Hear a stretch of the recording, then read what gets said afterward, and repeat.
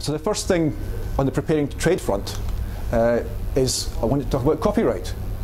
Now everybody setting up a business nowadays will have a brand and also a website.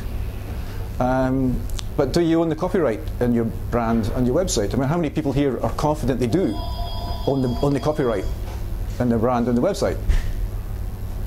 Right, well you might. Yeah, I think we do. You probably do, Sharon, yes, you probably do.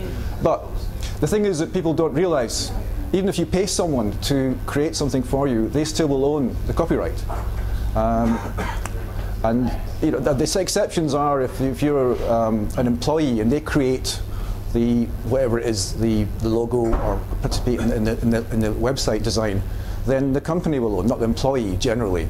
But if it's a contractor, then the contractor would own the copyright, which could cause a problem later on. So copyright usually is owned by the creator. And if it is going to be transferred, it has to be in writing, which again is something which people forget about. So if you haven't got your logo design and your website, the copyright transferred to you in writing, legally you don't actually own it at the moment. And that's talking about your own intellectual property. Other people's intellectual property is also important to bear in mind, because you don't want to be infringing other people's intellectual property. There's various ways that can happen.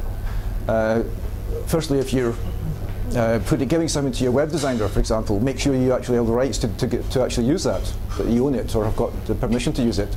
But also be careful about what's in what they call the public domain. People think that if something's out in the internet or on somebody's website, they can just download it and use it. It's not necessarily the case, because usually what's on the internet or is stored on a web server is subject to the same protection as anything else, any other media. So just be careful and try and use something like a library, which is guaranteed free of any copyright restrictions, rather than take a chance.